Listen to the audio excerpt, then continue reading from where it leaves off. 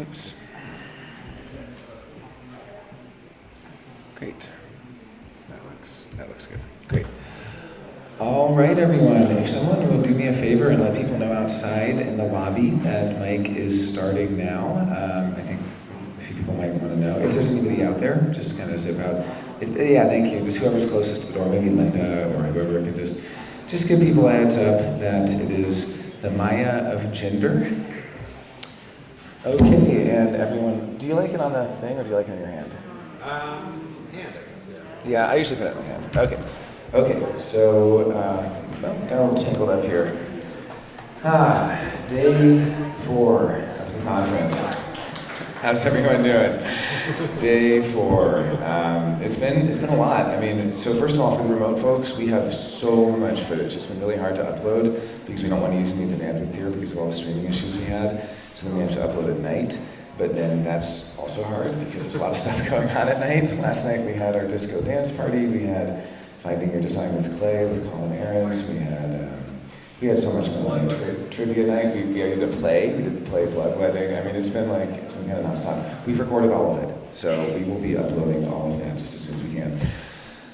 All right, so I've been very excited for this talk. This is one of the kind of emerging themes, whether we're talking about conscious relating, mind-centered relating, Randy and Richard have been talking about, James and Mike and Teresa have all been having conversations for the past few months on mind-centered communication. I did a whole series on relationships, and we're in the quarter of duality. So what better topic for the quarter of duality than the Maia of gender? Give a warm welcome to Michael Stenbaek Litven, the Maia of gender. Thank you.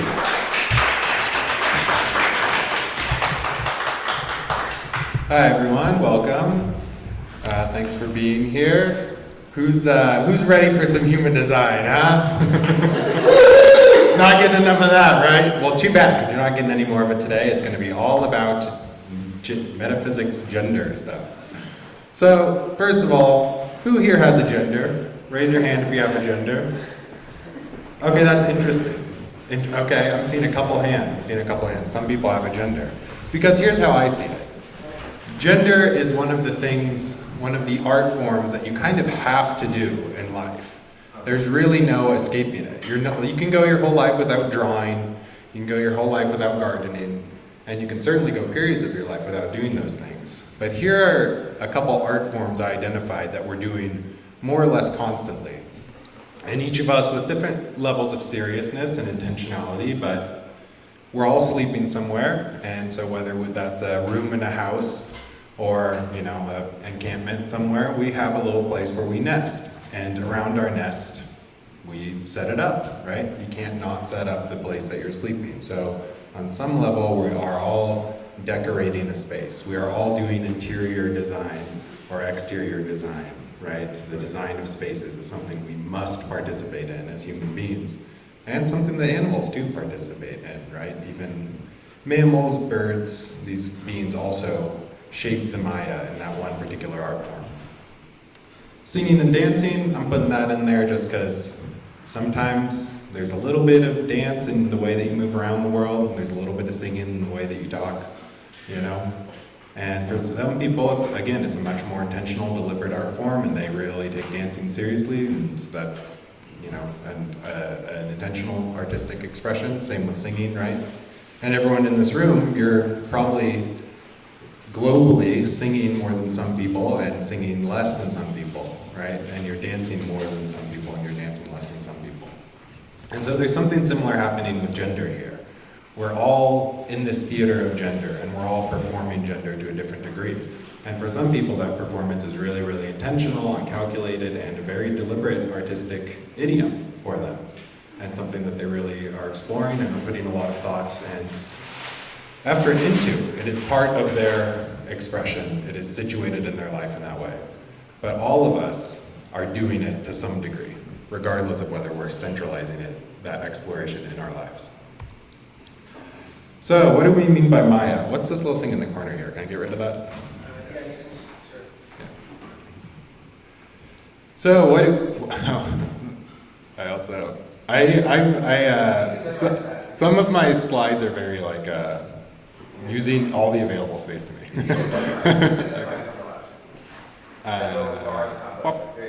What about this one? Can I do this one? Oh. I can help you. There you go. I can help you. I'll just, wait, here. Okay, cool. Hopefully my other slides don't go all the way to the edge. Okay, so how do we use the word Maia? We being human design people, what are the ways that it shows up? These are two really kind of obvious and very strong and categories that cover a lot of ground, right? So there's this natural Maia that has so much to do with perception, which is the Maia of physics, really, and the other laws of reality, and we don't really see those as sort of social agreements. We don't really see those as determined by consciousness, right? But there's an argument to be made that those are as well. But they're so clearly less flexible than these cultural Maia, which includes things like gender, it includes things like money, it includes things like any language that you're speaking, any customs you may have. All of the cultural Maia is it's easy that you can just change locations and see a different set of cultural Maia. And you can certainly change decades or change centuries and see dramatically different cultural Maia.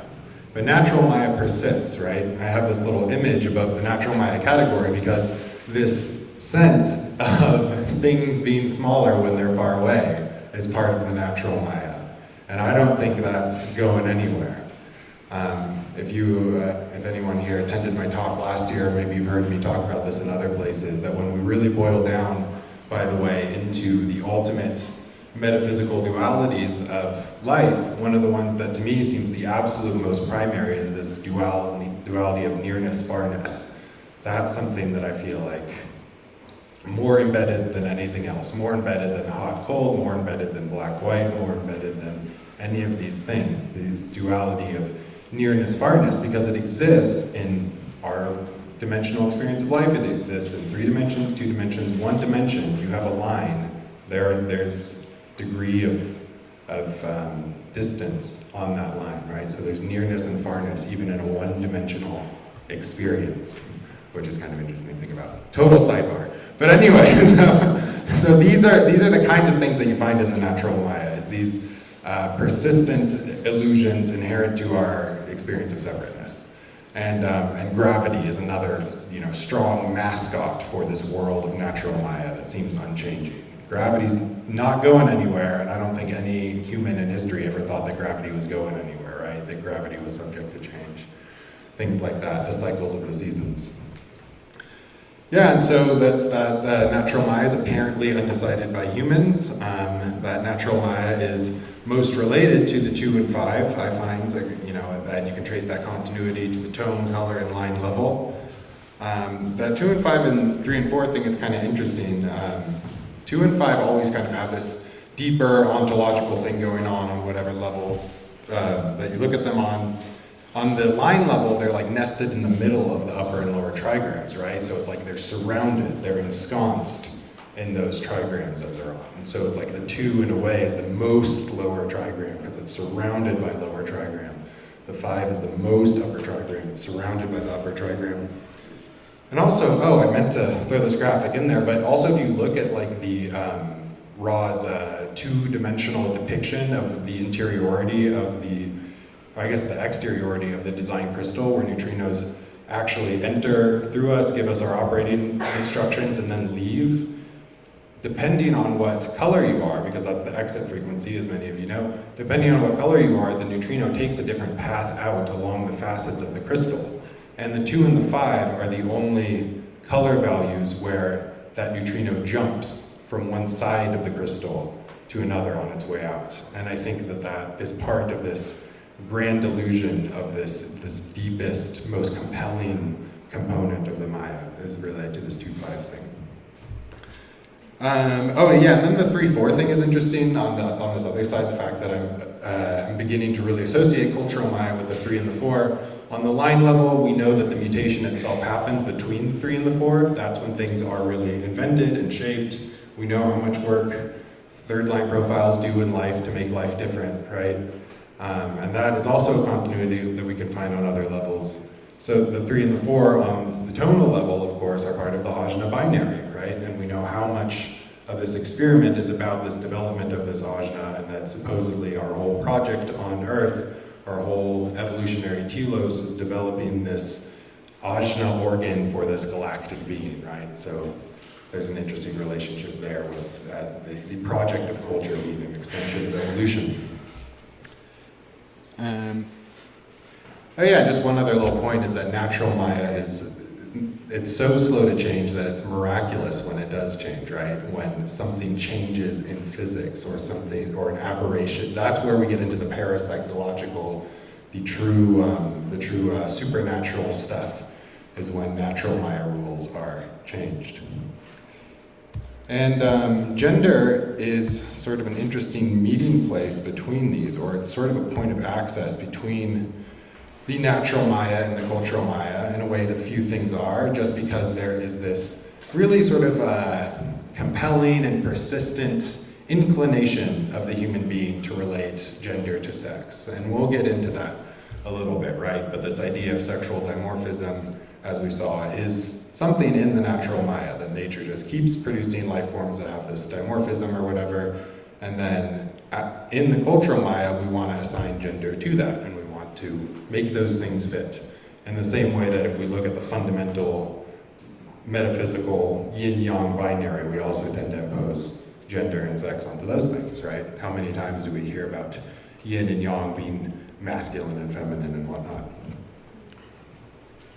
So not only is gender in that special category of being things that you have to do all the time, an art form that you can't help but participate in by being alive, it's also something that is constantly solicited from us in culture. Along with money and time, this is part of the cultural Maia that we are inundated with every day. We are always looked at in terms of gender. We always have to know about time. It's like, how many people are telling us, be here at 4, or this is, all this Maia of the way that we structure time is this other thing that we are continuously asked to participate in. And then money, of course, money being being one of the most compelling, maybe because of its relationship to the ego or whatever. Money has a lot of power and a lot of charge and a lot of energy behind it in the way that it insists that we participate in its game in the Maia, right? Not only do we have to make a living and support ourselves, but we are in that world so often that we also apply the idea of money to things that don't occur in the marketplace and that don't occur at work, when we're just chilling by ourselves in our free time, when we're supposed to be totally, differentiated and kind of following our idiosyncratic selves. We might still put a value on our time, or we might still subtly code the objects that we're interacting with during that time. And there's no reason to, right? But we carry money with us into our private lives, even when it's unnecessary. As we do with time, we don't need someone telling us be here at 4 to know that it's 4 o'clock most days. We end up, these are like cages of the Maia that we carry on our backs that we're always kind of in. Gender as well. So back to the metaphysics for a second. So this whole thing is going to be kind of a survey. I kind of meant to mention that up front. This question of gender is something that we're all engaging with with different levels of seriousness and intentionality.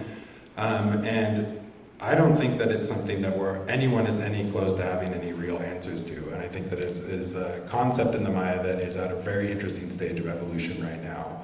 So what I'm providing you today, I hope, is a bunch of different sides of entertaining this question. And this is one of the deepest and most central for me, this idea of gender as the essential integral euphemism of binary on the cultural level. Again, referring to this projection we have onto this idea of yin-yang, or this ultimate duality that we then choose to gender. That is persistent. That is culturally persistent. Going back to this divide, it's like that's a piece of the cultural Maia that seems to stick around as long as anything in the natural Maia. That basic socially determined binary has been around and has been reinforced for countless ages, right? And what the sides of that binary are subject to so much cultural change, but the insistence that there is man and woman and masculine and feminine or whatever it's an aberration. It's unusual when it is questioned, when it is thwarted, when there is something else, or when there is respect for gradients and liminal spaces and that and whatnot. So to understand this part of it, I'd like to bring the anima and animus into it a bit. Anima and animus is something I've studied on and off for many years, so there's a lot I could say about. Is anybody not super familiar with the concept of anima and animus from Jungian psychology? Okay. So the basic idea is that there's an inner, for every man, there's an inner woman. For every woman, there's an inner man. And that is sort of what it has become reduced to in pop psychology, but it's something a little deeper, because what that contrasexual figure that you find in the sanctum of your own spirit, what that really represents is the totality, the total personification of all of your unconscious content, right? So anything that is not you is summed up in this contrasexual figure. And so this is another good summary of what that is from this Jungian John Doorley. He says that Jung locates the reality of love in the relationship between ego and inner contrasexual archetype. So it's not that being within you is just there to account for what is going unaddressed in your conscious personality. It is also this appearance or suggestion of a deeper reconciliation with your own soul, right? And that there is a project of love that exists there in that interior space. And practice in developing and refining that love does something for the love that you can express to other people in the world. And likewise, your ability to express love in the world with other people and to have relationships refines your ability to practice that self-love as well, hopefully. So they are practices for each other and they help mediate each other. And now when I think about this subject, I always think about this crazy metaphysical point from Ra that at the time of death, the design crystal withdraws into the magnetic monopole. And meanwhile, the personality crystal is off having its Bardo experience, but the design crystal, in order to return to the earth for whatever that process is about, first it withdraws into this magnetic monopole and the illusion of separateness collapses. And Ra describes this as the supreme version of an embrace between lovers, and that all of the wealth of mythology and psychological content and everything that exists when we imagine, our perfect other or relationship or the anima animus, these are all sort of narratives or euphemisms surrounding this strange mechanical promise at the end of life. And that's the reason that our obsession with it can be so, again, persistent across culture. And the other thing about this part is just, so John Doorley's concretization of this like Jungian idea, I hear many people say this, many Jungians say this in other terms, and to me it's the fact that this question is presented to us in these terms kind of speaks to the primacy of gender in the Maia, and again shows us that gender occupies a very, very special, essential, intimate place within the Maia. That if this deeper inner reconciliation, if this is approximation of this like end of life, sort of transcendent moment, if this is always termed or traditionally termed in terms of gender, that's just shows you how loaded and how central that is in the Maia. So, Mayan semiotics. Language is what builds the Maia, right? And gender is highly mediated by language, as all of these sort of cultural Maia things are. For those who are unaware, there's this classic human design line that nothing really exists in the Maia until it is named. So even that natural phenomena like a mountain or a river or whatever, or an animal, doesn't really do anything until a human kind of comes along and names it. It doesn't do anything for the evolutionary project. It doesn't act on culture. It doesn't act in the cultural sphere, right? So you can be aware of that mountain, you might kind of see it, it might affect your life in these unconscious ways, but it doesn't really affect your life in the same way until it has a name. And then obviously things exist culturally for some time without names too, right? We have traditions, or we meet, every so often and we do things the same way, and then eventually that gesture or that object or whatever establishes a name. And the bigger of a name it has and the more that name is known, the more it can be said to exist in the Maia, right?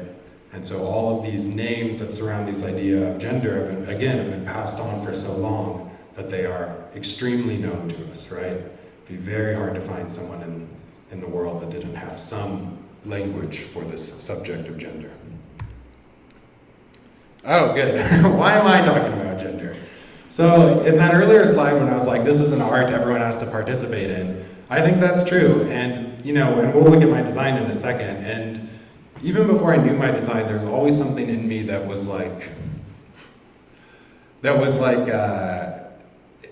very acutely aware if something was going untalked about. So part of the reason that I'm bringing gender before you is because I do think it's an important area of inquiry into the Maia. And again, everyone's going to find their different levels of appropriate participation in this evolutionary question, in this cultural evolutionary question. But my role feels pretty known to me, even though one's dialogue with gender never ends or whatever. I had kind of an early experience that I'll describe in a moment that has been a helpful platform for me in being able to approach this. So here I am as a filter first before I get into my experience, just in case this helps anyone see where I'm coming from. Is there anything I would point out about gender that I see in my own chart? Not really. That's not an easy thing to do with human design.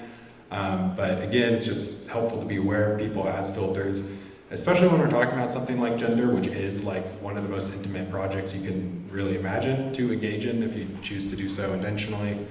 One thing that you won't see on my chart is the fact that I was largely raised without penta. I didn't come from a penta home, and I think that has an interesting function in the Maia, because really what the penta is a node of the Maia. It takes something that exists in the Maia, it takes a cultural tradition, a social organizing idea, and recreates it, right?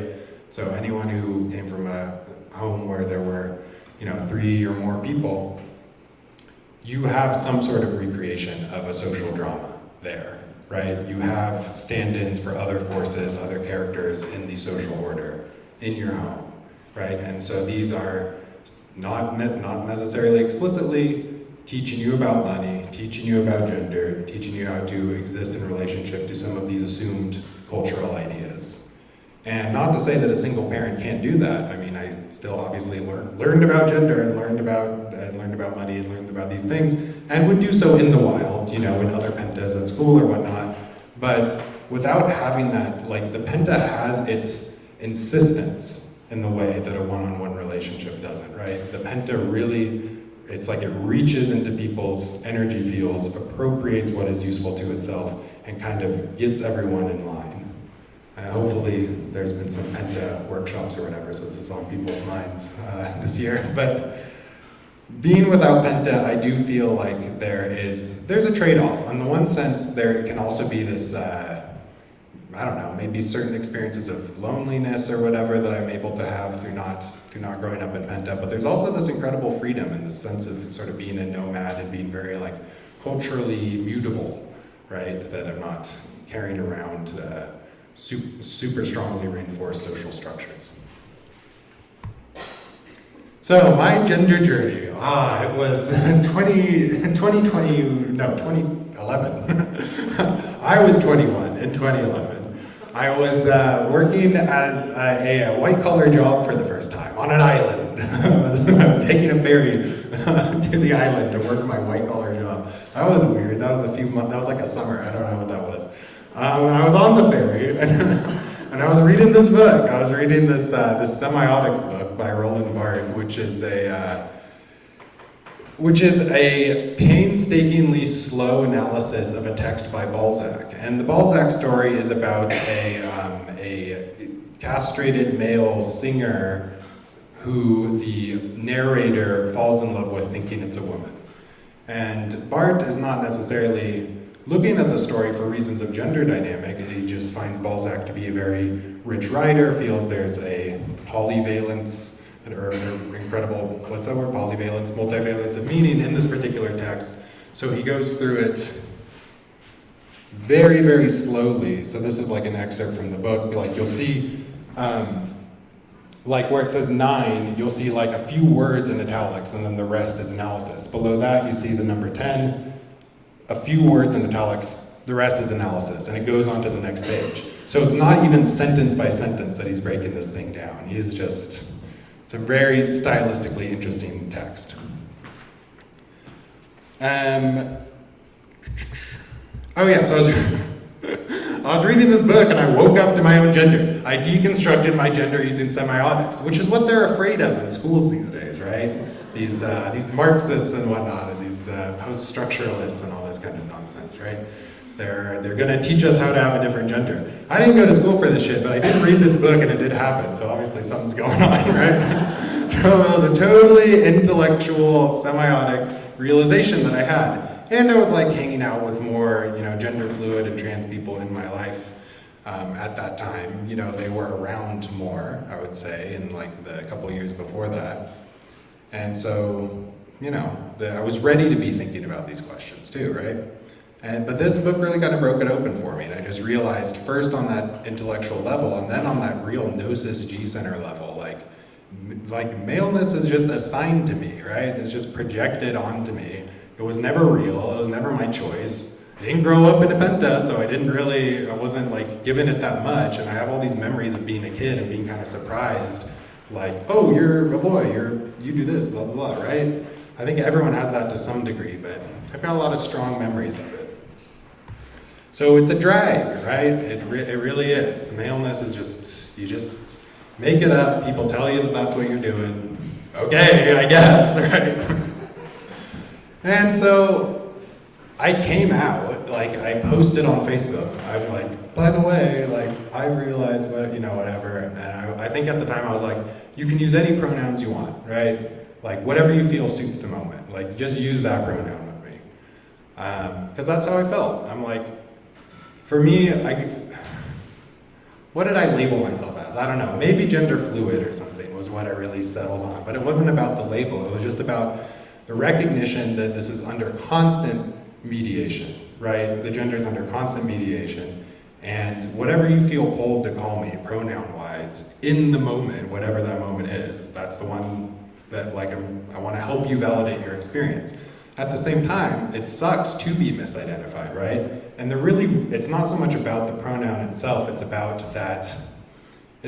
certain ideas of maleness that are thrown onto you that really don't suit the moment, that create this feeling of misrecognition, right? Which is so deeply painful for a projector. Oops. Back to this again, that's what it looks like. Oh, and so then in advance of this talk, I just kind of wanted to revisit SZ, because again, this was 13 years ago, and what did this book do for me? And I didn't really find an answer in there. I still don't know exactly how it happened, but I just found a few quotes that I thought was interesting. This first one is a bit of a riddle. The moon is the nothingness of light, warmth reduced to its deficiency. I thought was a beautiful line, and this will speak symbolically to something else that we'll be addressing later in this talk. Beauty is referred to an infinity of codes. I just thought that was another cute little interesting point, and about the way that we read each other as beings. That person's beautiful because they're like a rose. Why is a rose beautiful? And you just have to keep going. It never really lands anywhere. There's never really an outcome of it, which is also, if we're thinking about gender, this very classically astrological understanding of Venus. This idea that there's no trajectory to Venus's function. Objectivity is an imaginary system like the rest, except the castrating gesture is more fiercely characterized. That's just a good reminder. So anyway, that also just gives you an idea of the sorts of insights in language and whatever in there. I didn't find whatever sentence it was that woke me up. But this one comes close. I like this one. The more plural the text, the less is written before I read it. Right? The more that's going on in something, the more multivalent a piece of art that you're engaging with is, the more you participate in your experience of it. The more there is to find. Something like Moby Dick or Dark Souls or Twin Peaks, these are some of my favorites. You can experience them so much and keep finding them. But let us remember that gender too is a text, right? It is an art that I said we're kind of always having to participate in.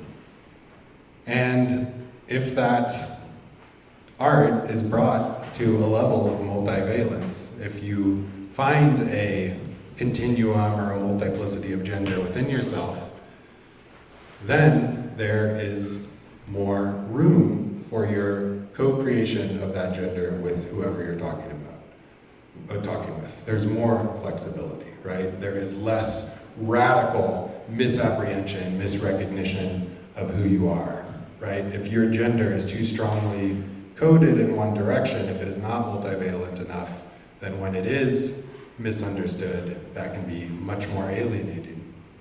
Kind of like anything else we see in human design when it comes to the G-center, that the sort of, it's like you strengthen the G-center, you strengthen spirit, you strengthen the identity through the changing of contexts, right? Through the repositioning of yourself. That's really good hygiene for the G-center, right? We always talk about G-center, like literally where you are and, taking trips and having new jobs and being in different rooms, being with different people, like all these different sides of yourself. If you're moving them the right amount, right, then there is less of a throttle when you're really out of context, right? Because your G has been out of context before. You've had practice being out of context. Like, it's not threatening that, whoa, I'm surprising myself by my behavior at work compared to who I am at home, or like, I'm surprised by these parts of myself that are coming out when I'm in Europe or when I'm picking up this new hobby or whatever. The surprise is fun when the G spirit is healthy, and the surprise is disturbing when, that work hasn't been done or whatever. Oh, ye eggs, yoke thyself. This is just a joke slide for me from trans Nietzsche. So this is egg just being a term for someone who has not had the gender awakening. And so I do suspect also, it was about a year after my gender awakening experience that I had a real, spiritual awakening. It was about a year later, and so I do wonder if there's a deeper mystery of the G-center there, and the spirit's readiness for other, metaphysical, existential understandings once the gender thing has been grokked. I don't know if that's just my path, if that's everybody's path, to some degree, that the interrogation of gender can really till the field for other major insights about your own identity and trajectory through life. Does it open you up to the spirit to know your own gender? Kind of makes intuitive sense too when you consider the whole anima animus thing and the encounter with the soul, right? Oops. So I was, when human design found me years after that was 2017, let's say 2018. I was relieved and that it said nothing about gender, and I would get deeper into human design and would continue to say nothing about gender, and that was nice. I'm like, cool, the actual mechanics of the Maia, something a little deeper. But when you get to base, you do start to hear a little bit about gender in human design. You could go through the whole Ravy Ching and hardly see anything about gender. It doesn't seem to really exist on those levels of center and type and line and all this kind of stuff. And people will sometimes assign gender to these things. They'll say that there's something, sort of feminine about projectorness or about reflectorness. I heard that yesterday, actually. And maybe there is, but it's hard to tell, right? Because there does seem to be some cultural projection into these things. But you go to base, and you do find gender kind of being invoked explicitly, at least in terms of this mother, son, father, daughter stuff that they are assigned. And the base values, by the way, do correspond to energy type. And that's another riddle of gender and of base, that it exists in the deepest kernel of the Maia and also appears and is mediated on the absolute most superficial, right? Like when we look at just base from a human design perspective, you learn your base, you can hardly grok it, let alone get behind it. There's nothing to get behind about base. Base is as deep as it goes. And then people are like, what do I do with it? Well, you have a reading with base. You kind of don't do anything with it other than you find the signposts, right? Like what determines your base also reappears at the most trivial, most superficial circumstances of your reality through life. This idea that base 2 or whatever is healthy when there's something signature about them. and their conduct, right? That it's a good signpost to you as a base 2 when people like hear you play music and they immediately know that that's you playing, right? Or when they see your literal signature and they're like, wow, that person really has this unique character or whatever, because that's part of this property of base 2 mind, for example. And the fact that there's an apparent correlation between these base distributions. Oh, by the way, base is base is also these distributions of yin and yang, right? So base 1 is yang yang, base 2 is yang yin, base 3 is yin yin, base 4 is yin yang. And those same binaries are said to describe the auras of these types. Nothing else about the person, nothing else about their mechanics or who they are or anything about them, right? But just like the nature of that aura is a reuse of this element of base on the aura level, right? So again, you have this reappearance of this like deepest mechanic on this most superficial level, right? So there's something that is base 3-like about the generator aura, regardless of whether that generator is a base 3 or whether there's any sort of 3 continuity in their design. But anyway, so in the classical I Ching, which Ra borrows for human design, he borrows these father, son, mother, daughter, gendered terms for these bases. And you'll see that the feminine ones are those that have the yin on the bottom, right? Because you always read hexagrams from the bottom up. So the fundamental is yin for 3 and 4. And the fundamental is yang for 1 and 2, of course. So once you crack base, you can find all sorts of gender patterns around the wheel if you want. If you want, right? You can find all sort of base patterns up here.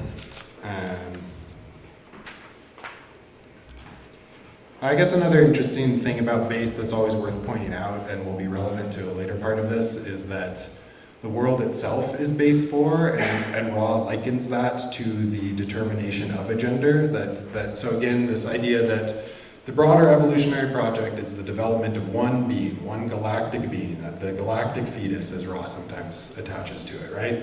This being that we're all co-creating, it's in this embryonic state, and we're all developing it by being alive and sharing our perspective and our mind with each other, right? This ultimate end goal of the experiment of consciousness and form is the development of this one being. And apparently for a long time, as any baby does in development, it didn't have a gender, and then it did, or it had a base. It used to not have its own base assigned to it, and then it did, and that base was base 4, which we saw was eldest daughter, right? So it is an apparently, from a human anthropomorphizing perspective, it is an apparently feminine galactic being that is being born. And so anyway, once you got base, you can kind of look around the wheel at all these bases, right? So first, so you see base in each of these quarters, right? So mutation is the base 1 season, initiation is the base 2 season, civilization is the base 3 season, and duality is the base 4 season.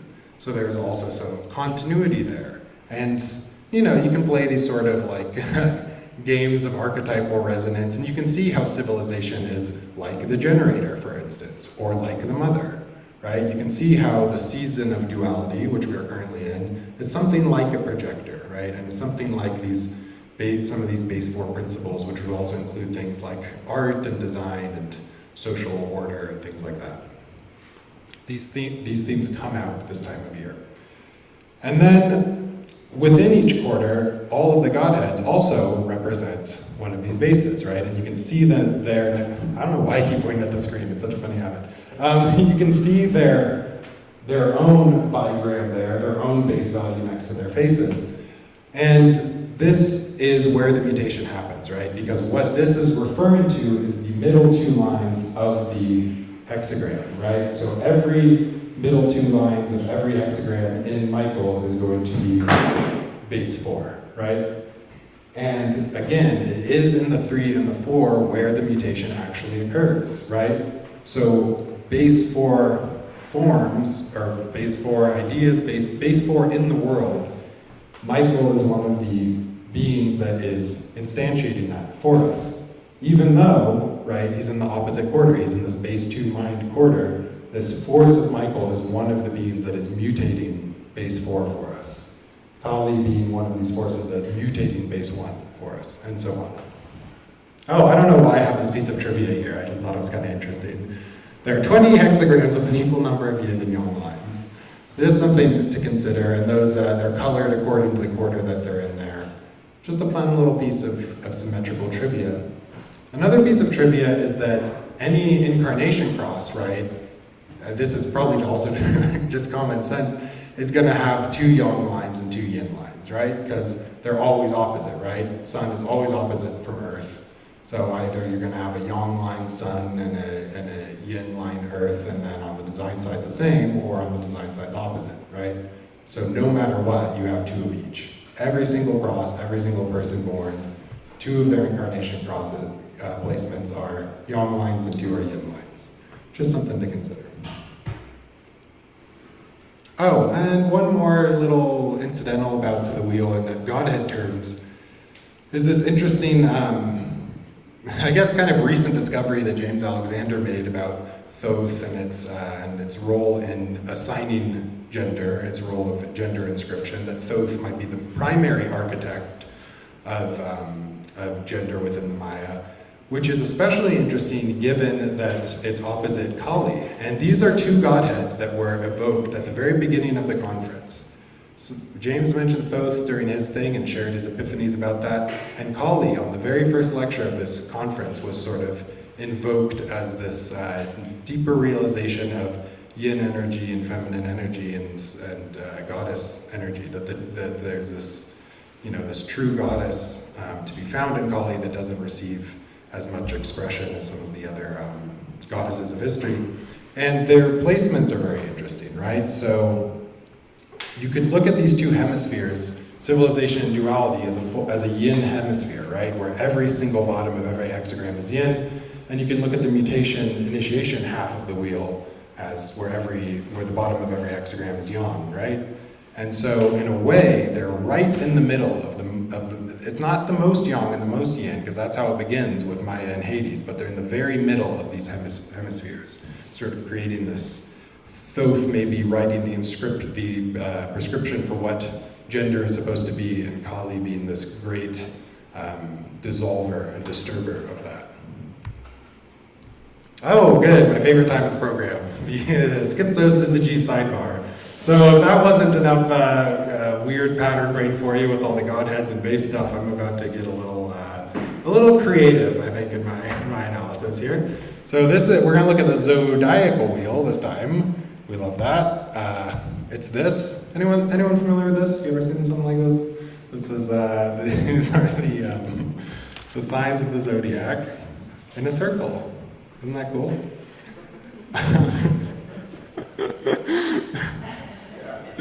So when I was an astrologer briefly for a couple of years, I loved to look at the wheel like this, where at the very bottom, I just tilted it by 30 degrees, so the very bottom is now Cancer and Leo. And this was something known to Hellenistic astrologers and way back. Those are the signs ruled by the sun and moon, right?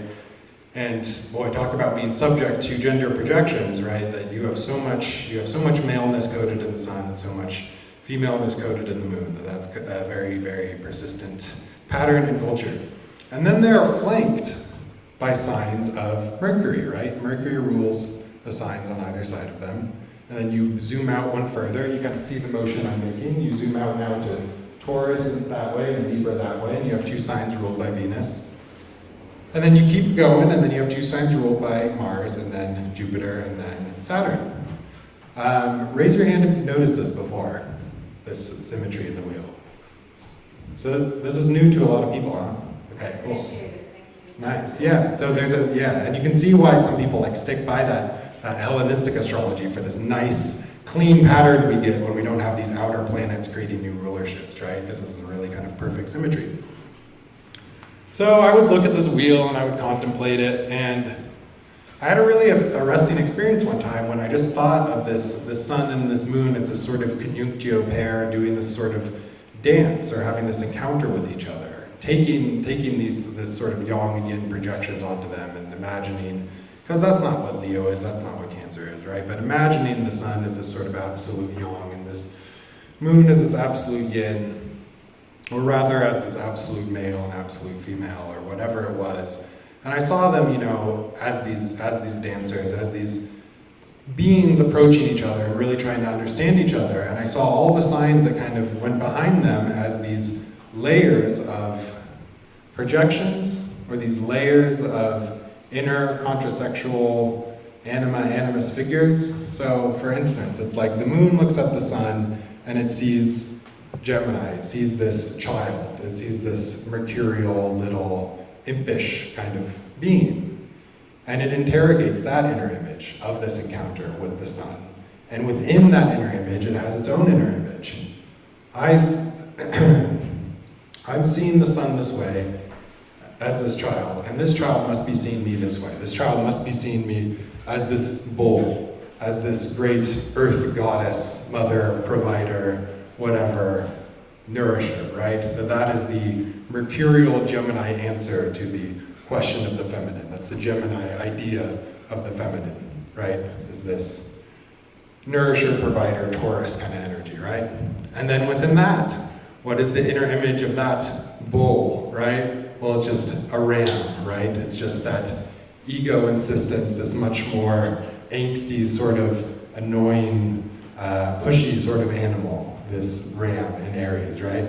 So there's this little masculine embedded in that. And then within that masculine archetype, well, how does it experience the feminine? Well, what an unconscious being the ram is, moving around mindlessly.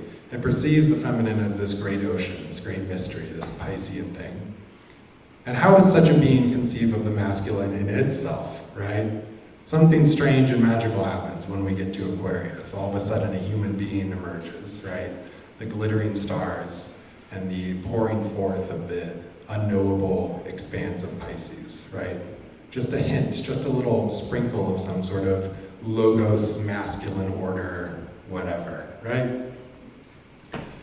And so moving the other way, you know, the archetypal male sun, whatever it is, looks at this moon and it sees, oh my gosh, the virgin, the maiden, the Virgo thing, whatever the Virgo thing is, the perfection, the flawless, kind of does it all. Can I take a sidebar to share one of my heretical things about Virgo? Yes. Okay, cool. I'm going to continue the game, but I like any opportunity to do this. So we talked about how, like, you know, we discover more planets and we attribute those rulerships to the signs. I really think that the true ruler of Virgo is like all the asteroids, because you cannot ever express the idea of personal perfection, which is what Virgo is about, with any one archetype, right?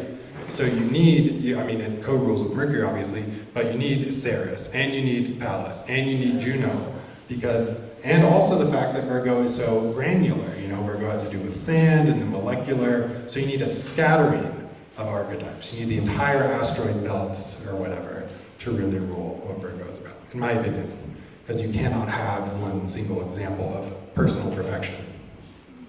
Which also shows how confused the sun male idea of what it's really encountering here is, right? The multiplicity of the woman, of the moon, of the feminine, whatever, the incredible range, right, of the woman from the young male sun perspective. Then embedded within that inner archetype of this sun is this realization of how it must be seen, right? Okay, well, if I am, you know, imagining her as this perfect, you know, woman with all these sides or whatever, then she must see me as also this, like, whatever, sort of together, sort of mathy, like, fair, chivalrous, right? Libra is so much the gate of chivalry, this sort of like, I don't know, pleasant, all these kind of Libra themes, this appropriate measure, and yet with this sort of mathy side and this engineering and this architecture, you know, this sort of, this Venusian logos, right? This is how I must be seen within this, right? This is how the Virgo must imagine me. And then within the Libra imagination, encountering the feminine again, it is this total disorder and this chaoticness of this, like, you know, this goth chick of Scorpio, right? This sort of spookiness and this thing that defies all of this Libran geometry and symmetrical beauty and all this kind of stuff. There's something weird and, at odds with the, social harmony Libra stuff. Ooh, and then within that, what is the wound of the goth chick, right? It's the adventuring Sagittarius, like, wow, he's really getting out there and doing that and learning a lot, and he's so strong, and that father figure projection to some degree or whatever, it's all that Sagittarian stuff. And then within that, this projection of what ultimately defeats this, I think of Sagittarian, as so cosmopolitan and also just like so athletic, right? So it really is this like kind of well-rounded sort of energetic, this very fiery kind of fire sign. And what is the great inner contrasexual thing if masculinity becomes coded as all this sort of competence and curiosity or whatever? It becomes this inward-looking kind of ill, weak, crone hag of Capricorn, who's serious and dour and always in pain and all this kind of this swamp being, right?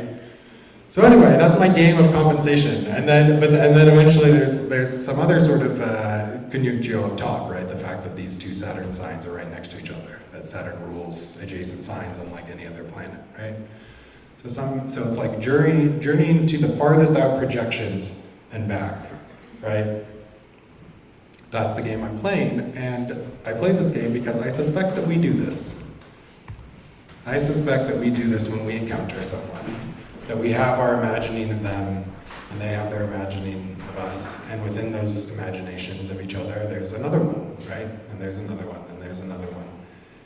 And so much of these imaginings are the projections of our own anima animus onto the person, right? What a struggle it is to really encounter who these people actually are, and how easy and natural it is for us to just fill in what we don't know about someone with whatever the contents of our soul that are unknown to us are, right?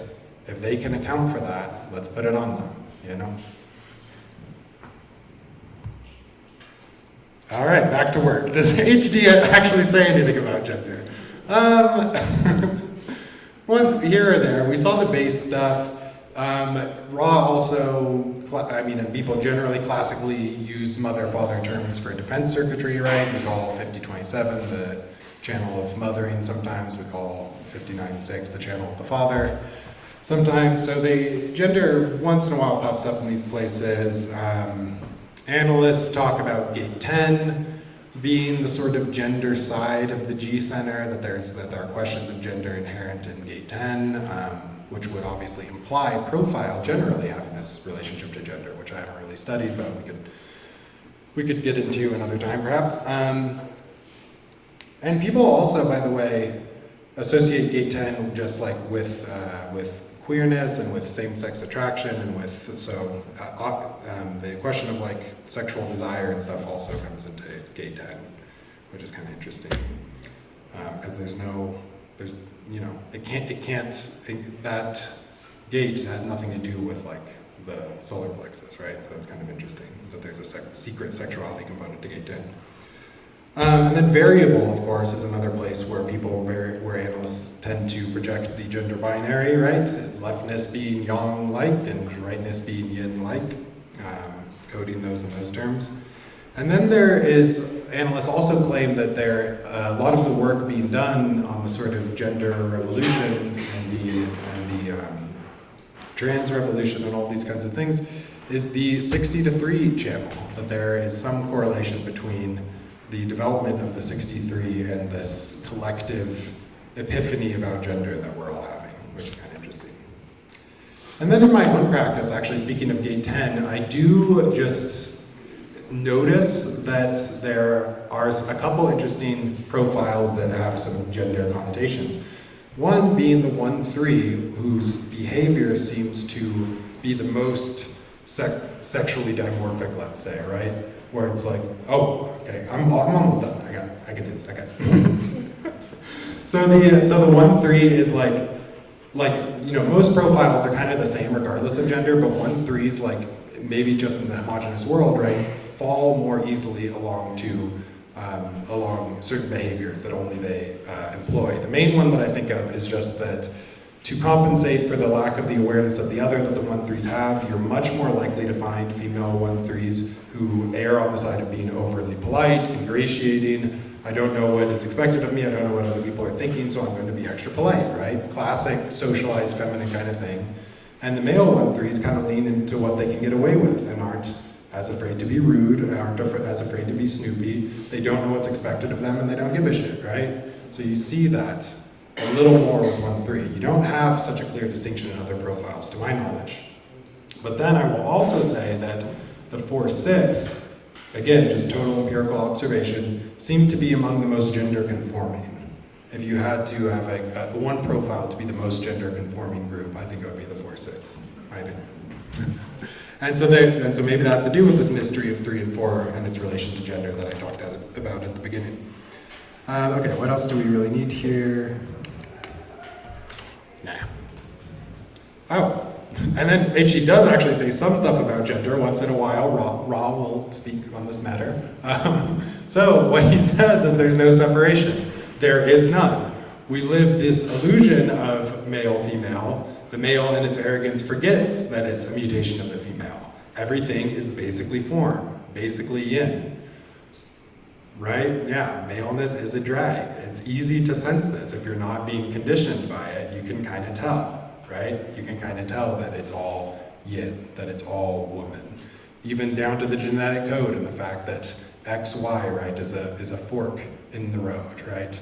XX is an infinitely repeating pattern, and all of a sudden you have something that's off, right? The offness of the male. So I think this is the most important slide in the whole thing, and just something to keep in mind. Again, something that I intuited a long time ago that human design helps me substantiate, right? Everything is basically form, everything's basically yin.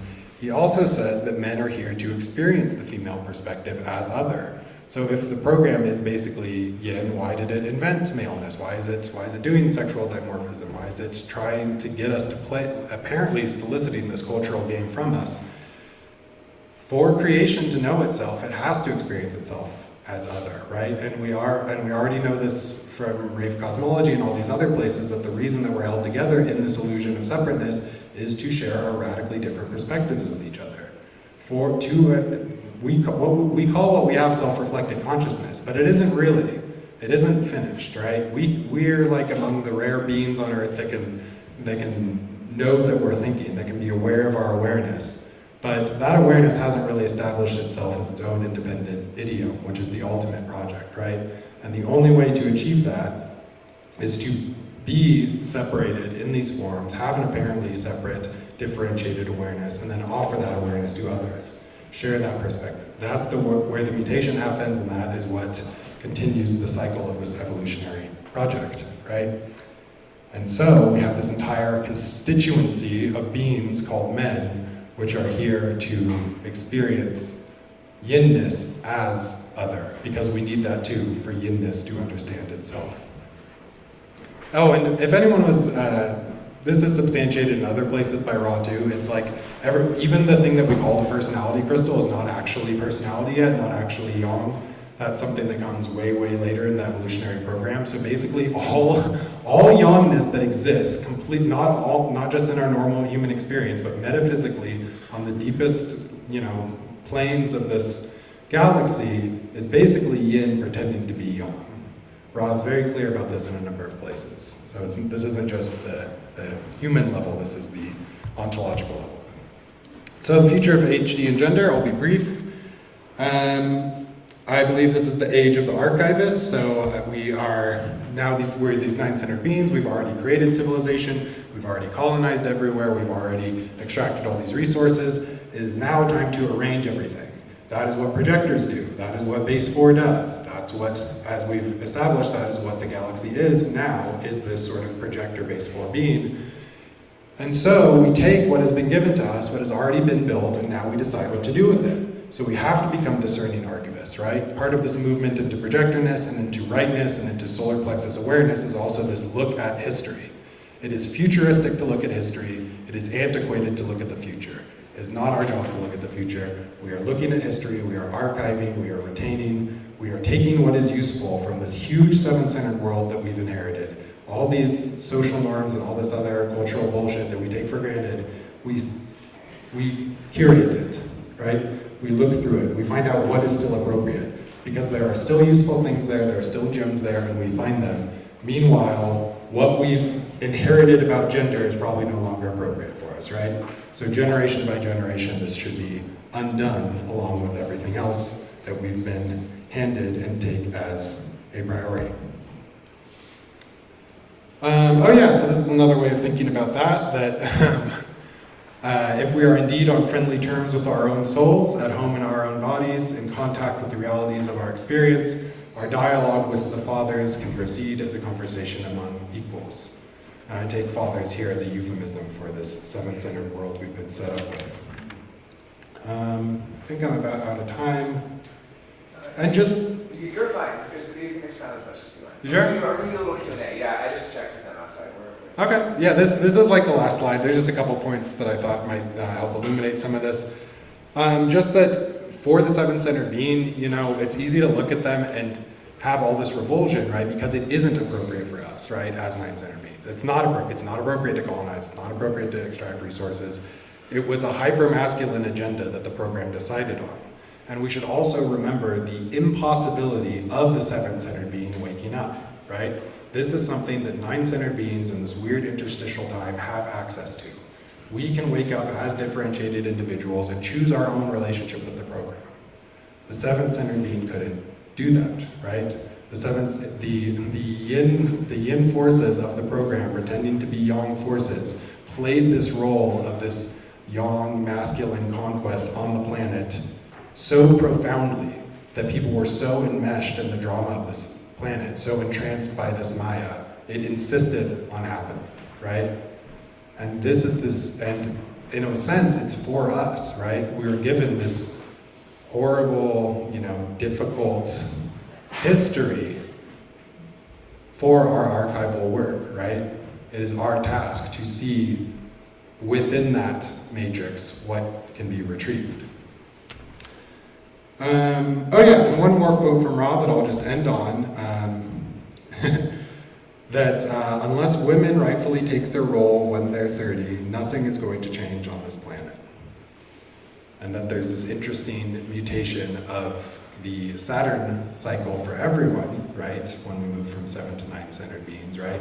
But how that Saturn cycle instantiated itself for women in particular was so different for the 7-centered. So like we all step onto the stage of our true life, regardless of profile. You don't have to be a 6-line, anything like that, right? But you actually step onto the stage of your role in life when you turn 30, right? When you have your Saturn return, that's when your work really begins. And for all of us, that is our task, right? And that task was not given to us when we were 7-centered. So this is a new thing that we're having to discover. Because just on a common sense level, again, it's like you see so many people being like, oh, Michelangelo sculpted this when he was 21. Like, are they these people that all their life's work or whatever, all these 7-centered beings, right? It's a different program for us. So I think that wraps it up.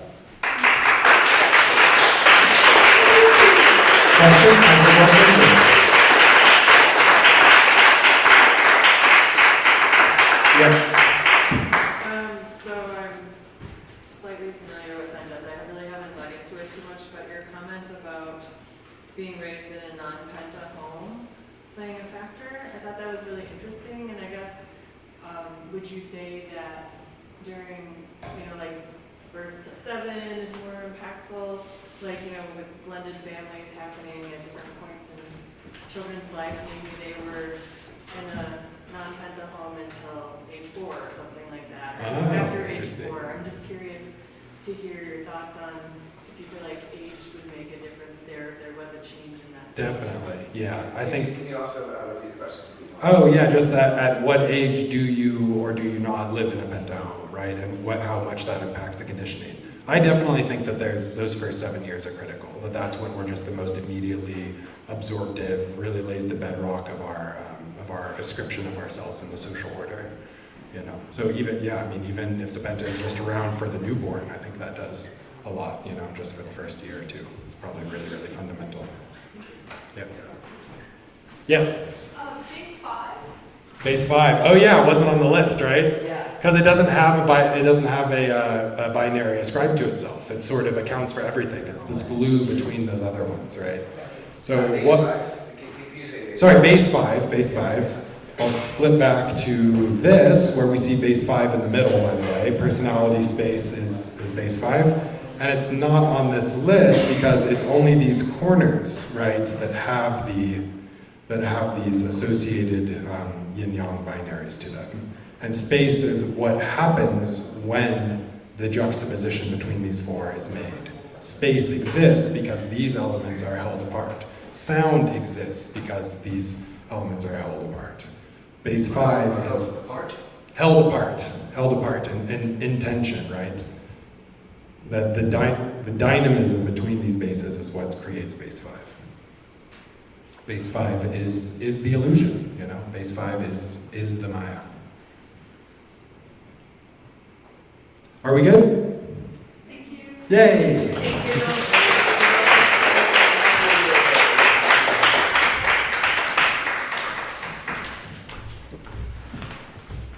All right, we're just going to take a couple minutes and then we'll have Carola Eastwood and Chetan Parkin.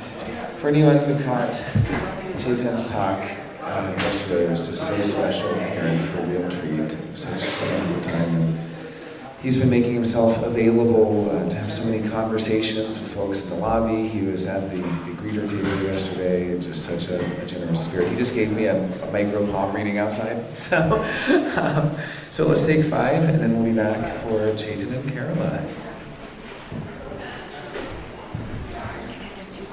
Sure. Oh, it's a good question. It's a good question. I'm going to tell Jess to fill in for me. Yeah, no, he's... So he's out.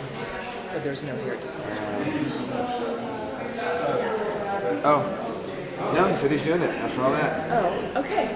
Wow. So he'll be here at Yeah, 1? he'll be here at 1. Okay. Okay. Thank you. Yeah, no, thank you. Thank you. I was going to have Jess fill in. I kind of assumed he wouldn't be here, but good on him. Yeah. All right, let's get you guys comfy. There's no slide.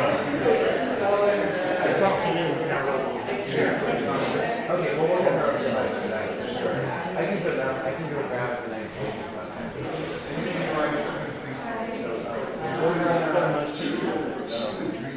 well, if there is one that we can think of, it's probably easier just to put the blanket over it. It's a cool pattern. I don't mind grabbing that. It's a cool pattern. So everyone online, we will be back shortly. There you are.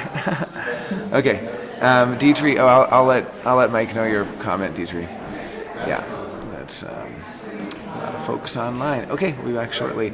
And yeah, I figured you guys might just want to sit in front here and I'll just adjust the cameras, microphones, and then the only question I have for Roger is if you have a second mic. Yeah, we do. I just have a second cord. I believe it's short line. Here's the second mic. Can I just, he's like, yeah. You switched him during the event, huh? No, well, no, he's the original AV guy. Oh, okay. He was the original AV guy. I fired him and rehired him because I needed some help. There was, 636 is a hard week. I think next year I might not do the conference during that week. I didn't really think about the transits. I always kind of have this attitude of like, whatever happens, that's fine. And, but it was, Well, it's true, getting the audio together yesterday was trick. oh my God. I couldn't get it, I couldn't understand why it wouldn't. I couldn't either. It was such a trick. Of course, having everyone here doesn't make it easier. Today's a bit easier.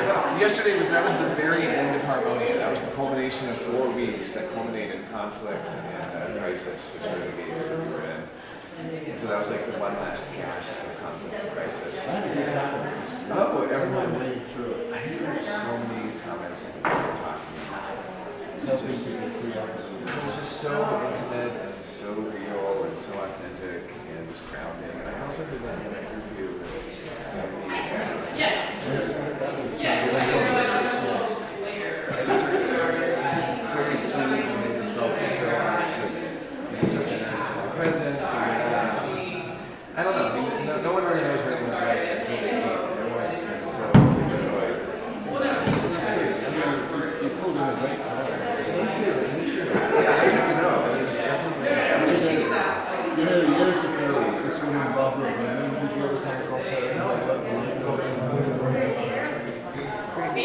2 mics. Carolyn used to organize the events for her from everything. Oh, wow. She wrote a book on it. Okay. Yeah. So she was saying, it'd be really nice for you Oh, I to would find love somebody to take on that role. That would be Then amazing. you'd have more fun. No, I would love having an event organizer. This is the first year that it's been stressful like this because I've had different teams in the past, and I've also considered the last 3 years have not been that stressful, and I've considered part of it is having this space because we've continually moved to different spaces. And the amount of stress having to make sure people have their cup. There's so many rules here.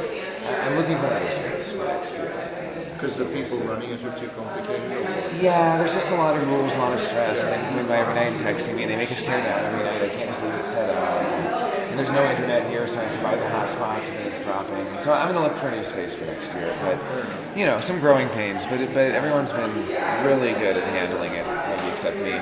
But everyone's I been... wanted to change for the Monday event, and I said, no, I can hold the space. Oh yeah, we can definitely. For Monday, this is great because we know it. It's a known quantity. We have a TV here. We don't have to move it. I really appreciate that. Okay, I'm gonna get you guys set up so that. Oops, getting some mics. Space here. So 2 chairs. Would you like to be on the high chair? Joking. And the carrots in here now. I was thinking the 2 of you could just be like this, right? That is one incident. Yeah. If these are the 2 you like, maybe those are keys.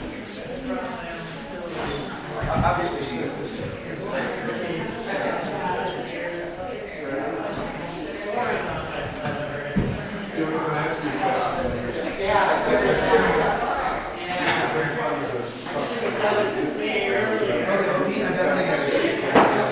I'm doing one today for sure. Okay. And I brought the handouts for yesterday, and I think it was going to start there. So they'll be on At 1 o'clock. Yeah. I paid there. Hi, Carol. So we have 2 microphones. Thank you. A lot better today since the time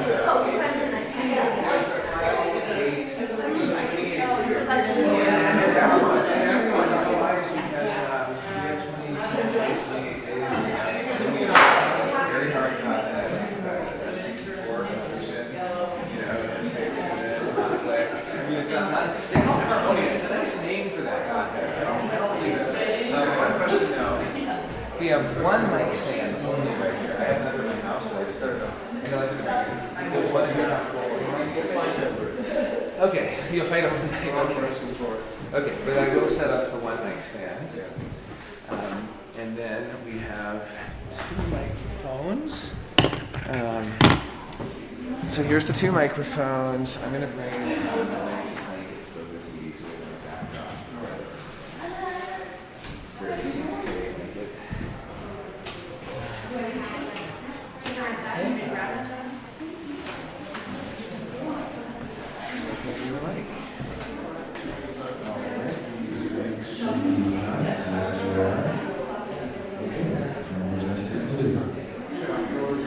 All right, I'm just going to get this adjusted. Is this the Queen's chair? That's her chair. So, obviously, this is Carol's chair, and I'll adjust it for you already after you sit there. Adjust this.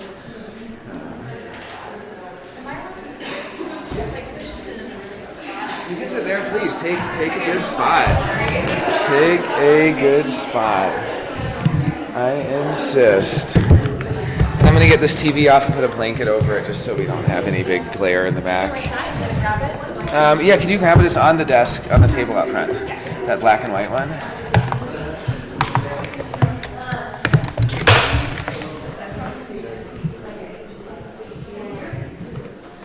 Lots and lots of cords tangled around. So this will get both of you. You don't have to talk towards this or anything. That'll be your mic for the audience. This is just for the live stream. This is just. I think we're gonna have to either have him come up. Maybe we should have him come up and then Chayton can hand his over. I think that'll be easier. We just only have 2 inputs on this board here. They didn't really. I thought they had 4. I have the mics and the cords, but I don't have anywhere to plug them in. So Either that or we run out of these out. You guys share a mic, but I figure it's better if you each have your own. Sure, Mike. We do that a lot. We do that a lot. So if that makes it easier for everybody. Well, if you want me to run out the mics, but honestly, I think coming up is kind of nice. I'll just say, come on, I'll stand here and just say, come on up with me if you want us to come out. That'll get them closer too. However you want to do it, John. Okay, wonderful, wonderful. I didn't know this hand. Take this mic over. So, okay. Yeah, that looks really good there. And,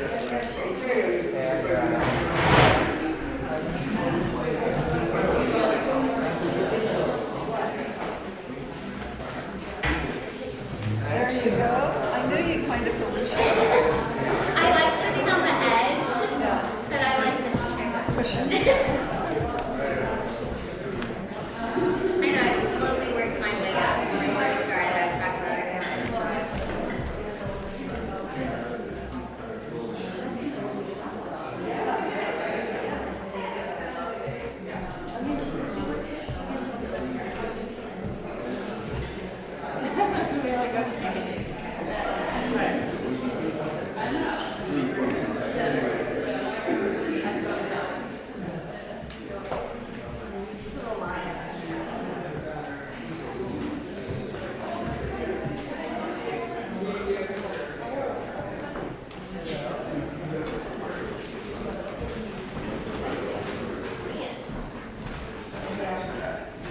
tapestry over that. Nice. Yeah.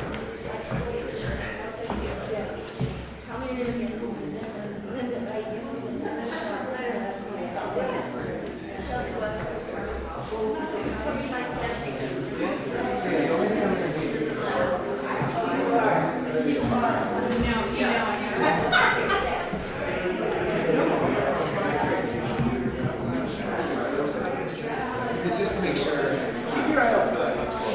Yeah, I was using it. I think it's around here. I think I sit down. I lost my face for now. It's not important to me. Okay, it's somewhere in this room. No, I Somewhere in this room. I'm sorry. It's turned up. A little adjustment there. All right.